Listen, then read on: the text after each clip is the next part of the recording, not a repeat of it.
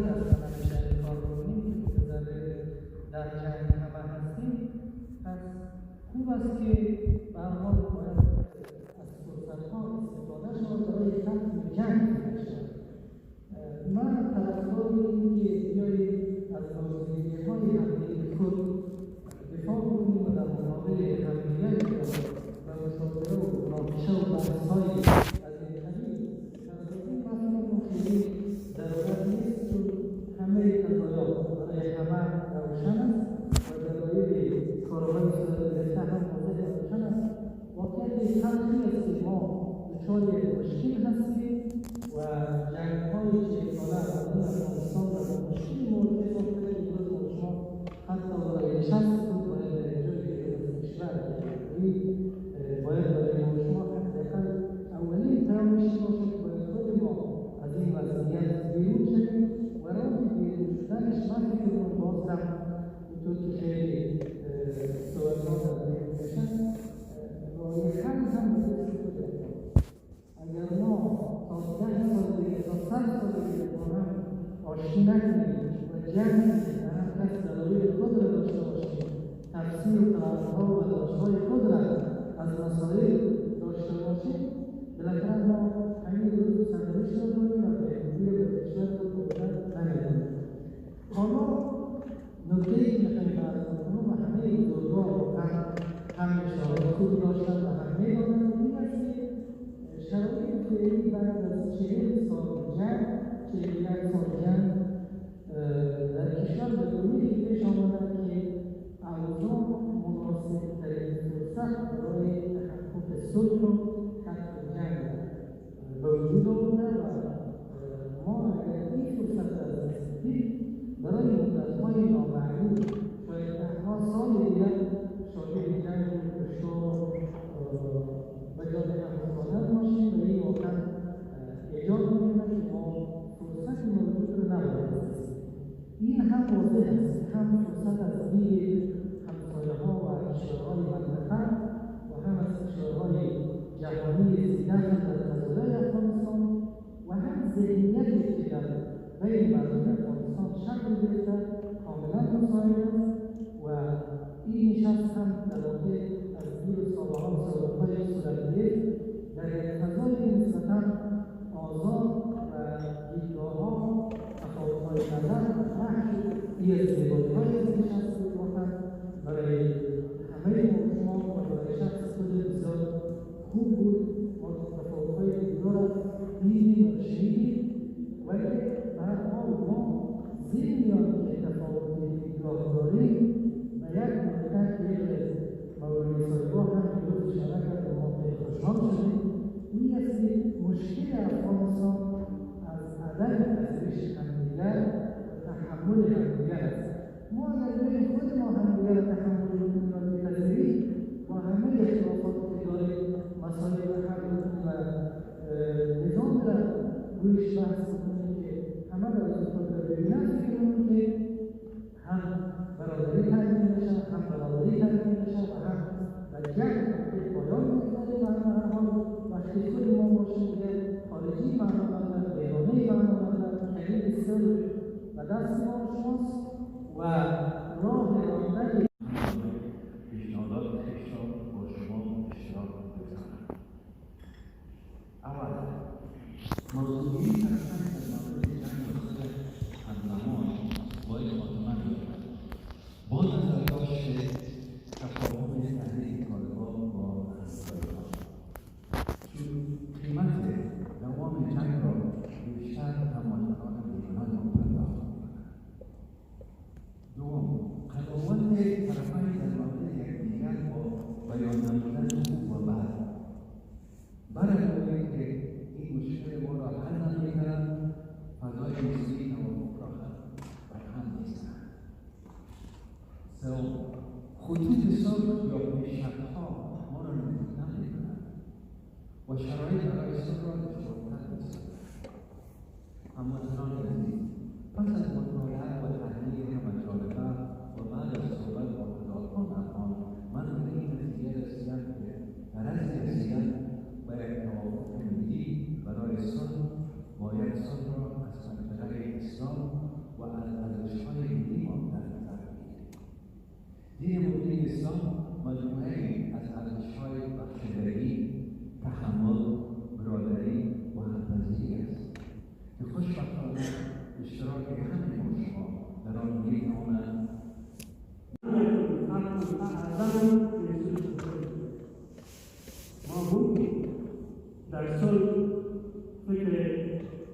کم آمدن یا ذلت در انسان مختص هم با دیدار و فکر در سوی بزرگیت طرف ساخته به اون اساس از نشست موضوعی ما باید حیث اقتصاد اقتصاد بزرگ برای آغاز مذاکرات سر بین المللی و حمایت داشته باشیم و حمایت کنیم و از این نوع همکاری سازنده و ممکنه برای استفاده از این رسد با طریق نباشد. مردم ما متاسفانه که در جنگ هستند مذاکره و حل سیاسی میتوانند که با گفتگوها و توافق بین افغانی میتوانند که برای حل جنگ و حل بحران 40 ساله ما در کشور شد. بدون شک این همه ما درک کردیم سوریه که دولت راجع مردم کشور ما شعار همیشگی همه ما آمده هستیم و تصمیم راسخ به خاطر ختم جنگ و تامین سلطه کشور و تمام جوانب و تحریک مطلب طالبان مذاکره شد مذاکره گفتگو باید و ما بتوانیم در فضای زندگی مردمی رو درک میزن در فضای صلح ثبات آرامش و خوشنودی و برشان بیاورد. صلح واقعی میتواند مشارکت ملی و تصاویر حقوق سیاسی همه اقوام و اقلیت‌های ساکن در کشور را تامین کند و این عمل به خاطر تامین ثبات پایدار در کشور ما یک امر حیاتی است و ثبات پایدار در کشور فقط میتواند از طریق تامین مشارکت ملی و حضور همه اقوام و عاملان در کشور در قدرت سیاسی ممکن است تحقق داشته باشد و این فقط میتواند مشارکت میتواند از طریق انتخابی بودن و راههای دیگر همه مقامات و مسئولین در سطح مرکز باشد وزارات باشد و مسئولین‌ها باشد تشکیل بکنند و تعمیر کنند و یک نظام اسلامی عادلانه و منتخب ملی برنامه‌ها می‌باشد. هر خیلی من به این مجلس بزرگ در این سطح سال تاریخی این اسلامی دوستان باربار تذکر داشتن و من با دیگر سرزده تحقیق به این میکنم که خواست اصلی مردم افغانستان آنچه که مردم رو زندگی میکنن من اگر میخواهیم که در افغانستان میرم متاسفانه چجوری آن دارد و چی میگذرد و واقعیت‌های عینی چی است اما با این خواسته هر مردم افغانستان همان حتی جنگ رسیدن به احساس پایدار است و آتش‌بس است و او خاطر امیدواری همه مردم افغانستان که زن و مرد و طفل و جوان متفکر و بسیار همه این است که از ما که در اطراف از دیر نشسته‌ایم این است که باید وضعیت فعلی که در افغانستان پیدا دارد از واسطه بیان باشد و یک فصل جدید بر ما در زندگی مردم خود که همان خوشی است ثبات است و آرامش و امنیت است و تامین یک نظام عادلانه است و تطبیق عدالت اجتماعی است او در زندگی مردم ما و تامین شد و این راه‌ها را باید ما جستجو بکنیم دیگه بعد از این مردم ما خدا ناخواسته این وضعیت را پیدا نکنند که قومی از این وضعیت متاسفانه قابل قبول و هیچ یک از مردم افغانستان ما نیست با امید موفقیت از این مجلس امید است که ما بتوانیم که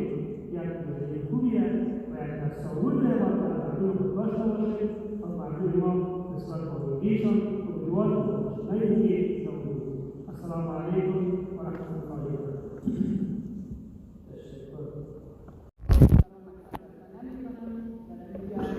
معلم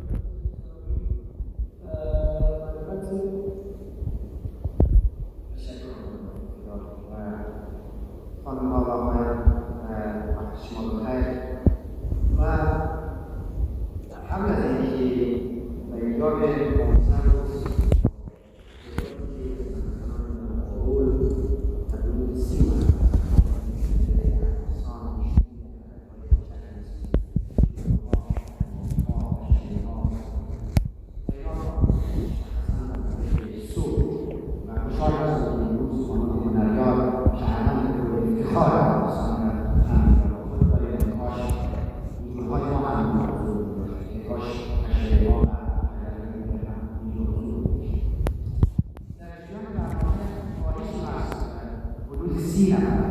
اکثریت از اینا جوانان بودن خواهش کردم که تصویر از صلح است.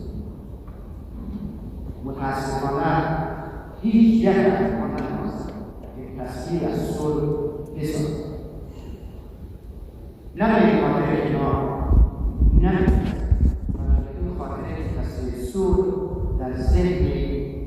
نسل من به تصویر انتظامی است، نه تصویر انتظامی واقعی. ما چیزی در مورد صلح ندیدیم، برای همیشه در جنگ. وقتی ما تلاش کردیم که تصویر صلح ساخته شد، یکیش برای ما گفتن نمی‌فهمیم این تصویر صلح. دقت کنید ما نخواستن بزنان که چگونگی چگونه تصویر صلح است. فقط یک تصویر صلح است. می‌خوایم خدمت شما عرض کنم که بحث صلح یک بحث خیلی پیچیده است. ما حتی خیلی سخت است به تعریف جامعی از صلح برسیم و برای صلح یک مسئله حقیقی و ارزشی هست و گروه‌های درگیر در جنگ خودش صلح را از نظر خود بهره‌مند کرده و از اینجاست ما نسخه نمی‌گیریم، تعریف هم نمی‌کنیم، اما می‌خوایم 3 اصل اساسی و مهم را اشاره کنیم. اول، پروسه اعتمادسازی و تفاهم باید فراگیر بشه. زمینه‌ای برابر برای شنیدن صدای همه گروه‌ها، جریان‌ها و دانش‌های داشته. ظرفیت این شنیدن باید تحمیلیت شد. نشنیدن و پاشنه شدن و حذف این صداها ناراحتی، نارضایتی، ناامنی و خشم‌ها دارد. چنین خشم‌های ناخواسته یا پروسه تفاهم را ضعیف می‌کنند یا مستقیم‌هاست. این هست اصل دوم. جامعه افغانستان امروز یک جامعه چند صداست. در 18 سال گذشته زمینه چند صدایی ایجاد شده و توسط قوانین تصمیم شده. اینها ارزش‌های جهانی هستند. اصول و ارزش‌های جهانی غیر قابل نقض. این اصول و ارزش‌های جهانی و باید اساس بیشتر جامعه مدیر و دموکراتیک باشد. حق دسترسی برابر زن و مرد با آموزش، حق دسترسی برابر زن و مرد به خدمات صحی و فرصت‌های کاری، حق دسترسی و بدون ظرفیت‌های اجتماعی به خدمات و احترام اصل مشارکت برابر اجتماعی در حکومت، در سیاست و در امور تغییر و تحقیق. احترام به آزادی‌های فردی و حقوقی و اجتماعی. اینها ارزش‌های افغانی، اسلامی و جهانی در آنها نزدیک به طول گذشته از اینها برخوردار بودند و تجربه کردند. اجازه بدید به صراحت به عنوان عضو کوچک جامعه حقوق بشری و مدنی افغانستان هیچ کس در افغانستان حاضر نیست از این ارزش‌های انسانی حق‌نشینی بکند و اینا ارزش‌هایی هستند که با فداکاری‌ها و قربانی‌های زیادی هستند. اصل سوم، متأسفانه جنگ در افغانستان یک عمومی‌ترین جنگ‌ها بود. در نزدیک به طول گذشته مطابق آمار سازمان ملل متحد در افغانستان ما نزدیک به 100,000 کشته و زخمی داریم. فرزندان، زنان، مادران، خواهران و خویشاوندان جنگجویان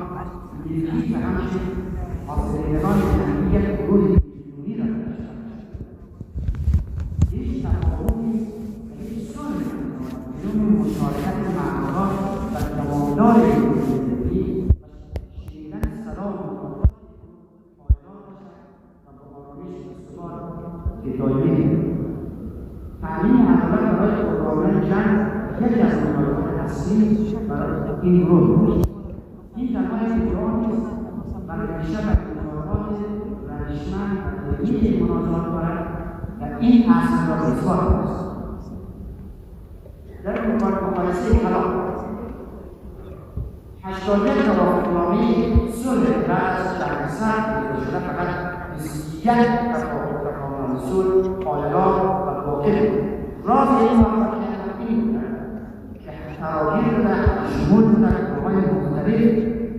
در تکوین و تکمیل این توافقنامه حضور داشته و در نهایتش این توافقنامه منجر به صلح پایدار شد. یک تفسیری بسیار روشن. دو تا مسئله است. اول همکاران ما، دوستان ما از تحلیل طالبان در اینجا مسئله تحلیل‌های داشته از خاک افغانستان در از بیرون‌های استفاده نمید. فکر می‌کنم این موضوع در صحبت‌های شما با جالب آمریکایی مطرح شده در مورد این خاک افغانستان توسط نیروهای بیگانه استفاده می‌شود مسئله ملی هست و باید بزنیم از جمعاً و شاید او و تمامی نمی‌کنه.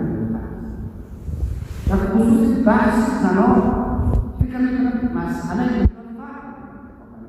ما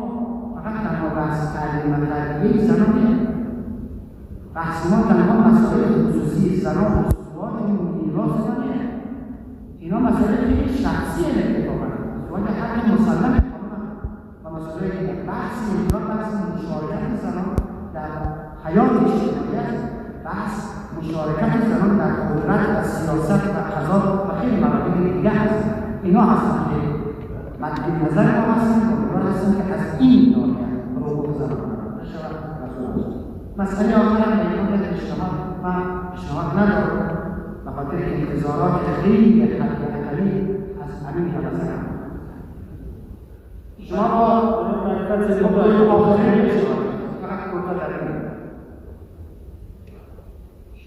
با تصورات‌های مختلفی که با داشتیم مسئله توافق یک آتش‌بس مورد بحث تا حالا بارهای سراب رنج در جمع نمایندگی ملت افغانستان و مردم افغانستان. امیدوار هستم که در این مورد هم اقتدار توجه کنید و غور کنید به خاطر اینکه نامزد هیچ واکنش در شما در قسمت مسائل کافی شد و انتظار تکلیما و ایمان احترام و ایدم حسن نیت هستند که در جریان این روزها بحث‌های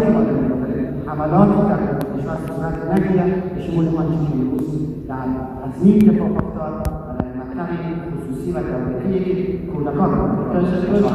خیلی ممنون.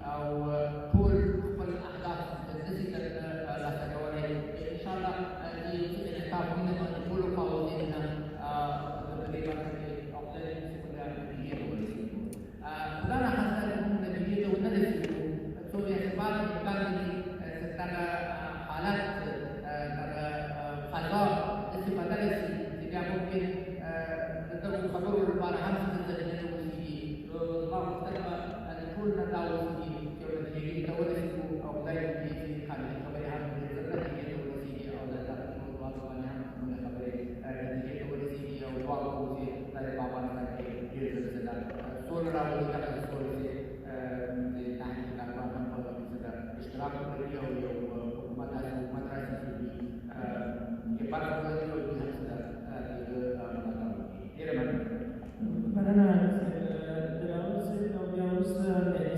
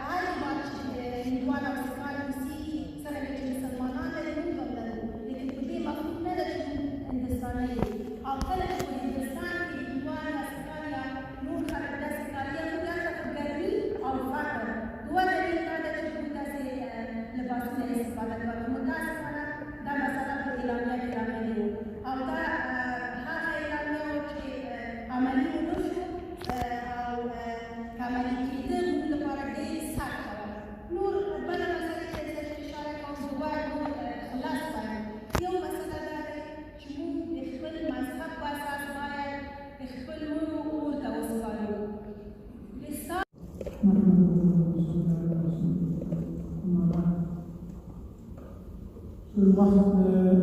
عندي تقريبا سنة كراديسي في المعرض تقريبا حجز وهو هذا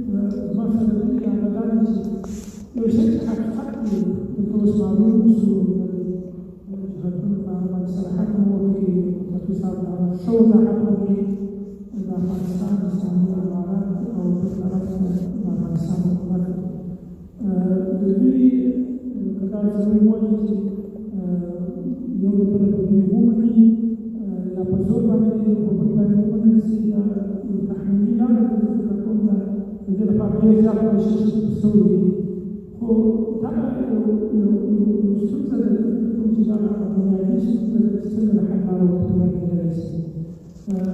تحليلي شيء في أفغانستان بزودي بيشوفي بحضر الطريقة المدنية عن لذلك تحدث بالنسبة للبيسيك الموسيقى والطبع شخص مزيد على الطرف التفكير مالك أو الدم جالس دم ميت سنة كويس له مشكلة بشكل حدث ده مشكلة النظام السيستم المدني كل أفراد في بعض أفغانستان في السيستم أو النظام الموجود به يدخل الحقوق أو نظام الأموال العالمي عدالة الموجود به حكومات الموجود به وأمانات سياسية وكانت يجري تحميلا ذلك المشكلة تكون لها شيء ولا حتى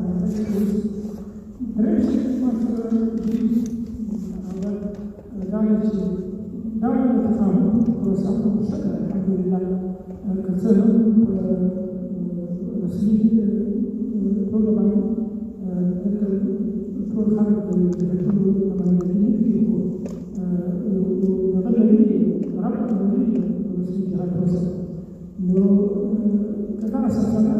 بشكل كامل الناس وصلنا إلى الناس وإلى آخره رسمي مذاكرات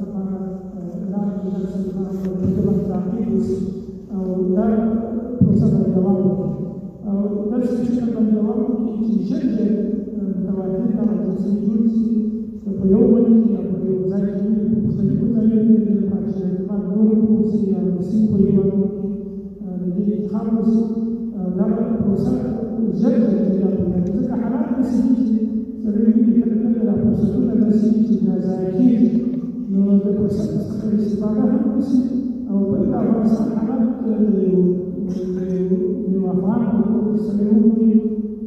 أفغانستان سبحان الله تحمل منذ معلومات الاتحاد الذي سوى أفغان شمال العسكري هذا مسؤوليات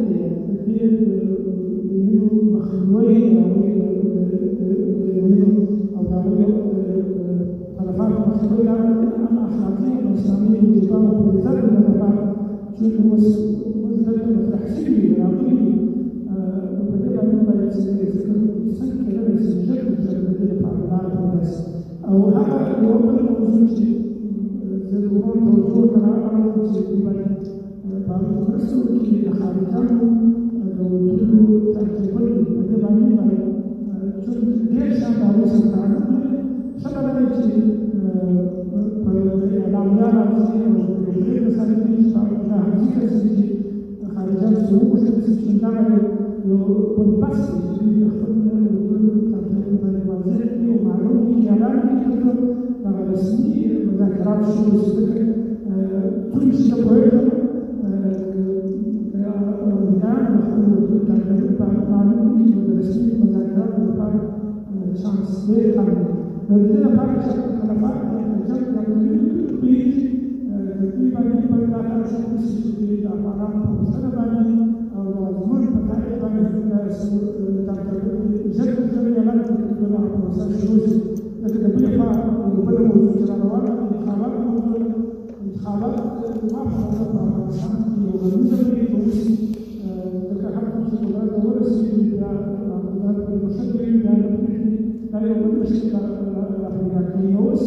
انتخابات تونس وكلاوي أمخر حتى على الناس القناة المشتركة والجلسة مع كل واحد أو مسؤول كمسؤول عن قناة المستقبل. والسلام عليكم.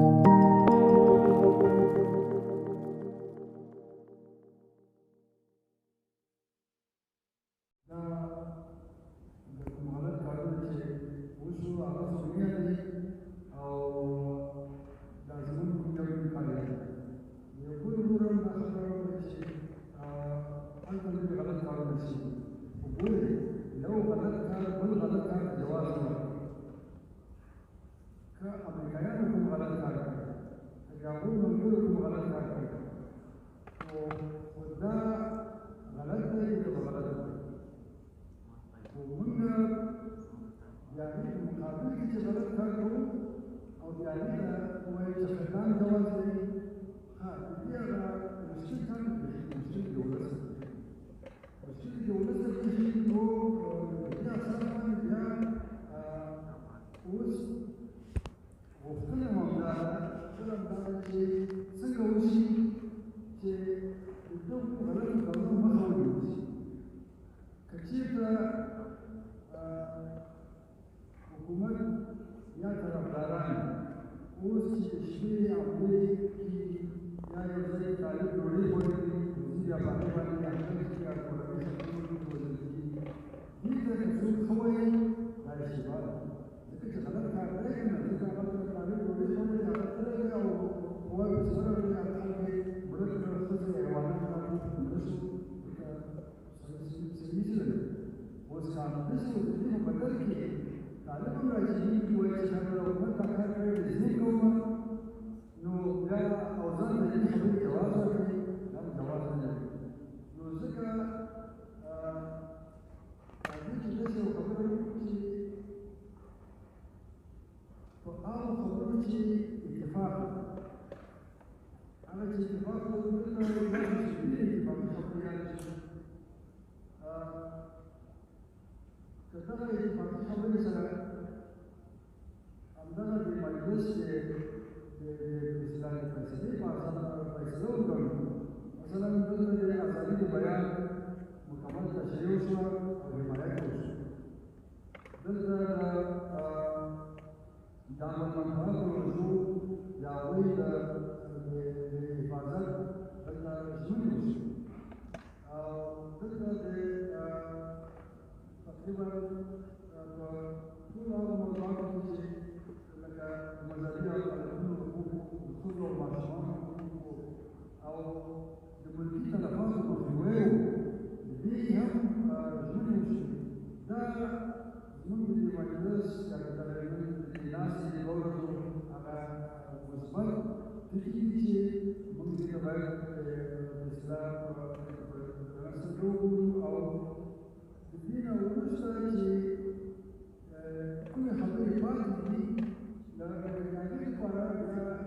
په نورو مجلسونو کې دا کوشش وکړو چې هماغه خبرې چې هغه پاتې دي او یا اختلاف ورباندې دی هم په هغه کې هغه اسانه راووځو هغه سختې اخر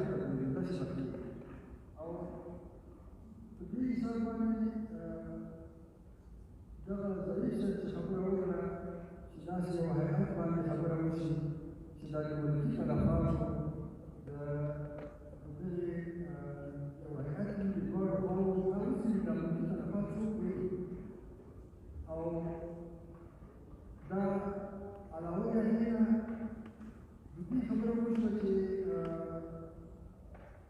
دغه د ملکي تلفاتو څنګه چې مخه نیسو همداسې د دې نه چې لږ مخکې ځو بیا دا د مخکې تګ موږ به په دې برخه کې چې دغه عمومي ځایونه چې لکه بازارونه دي جوماتونه دي او مکتبونه دي او ټول هغه ځایونه دي چې هغه کې د سکونت ځایونه شمال کړل دغه هغه ځایونه دي چې دې کې خلکو ته ډېر تکلیف شي د خارجيانو سره خبرې روانې دي او چې نتیجې ته رسېږي ډېره ښه ده چې څومره څوک دا کار وشي خو د دې په څنګ کې اوس که دا خبرې اوږدنې وي او اوږدې وي او بیا د هغې نه حوادث کېږي نو خلکو ته تکلیف رسېږي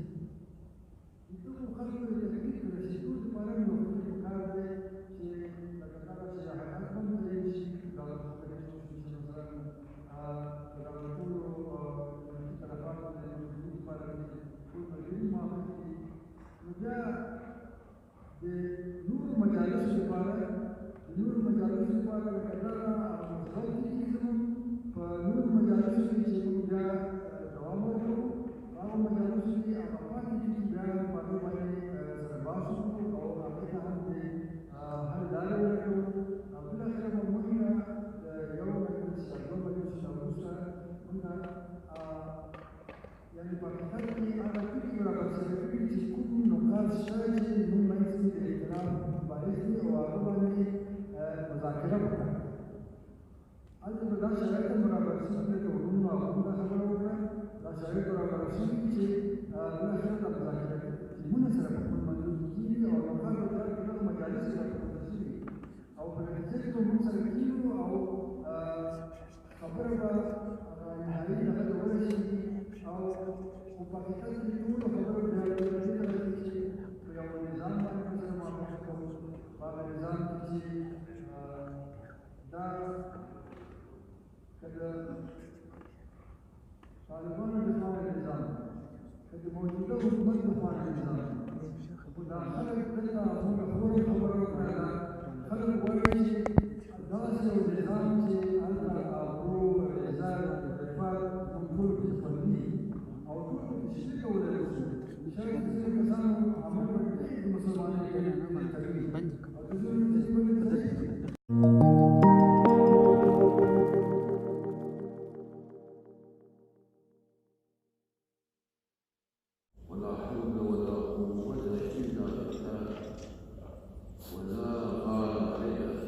بس उन खैर रसवाई शुरू करा था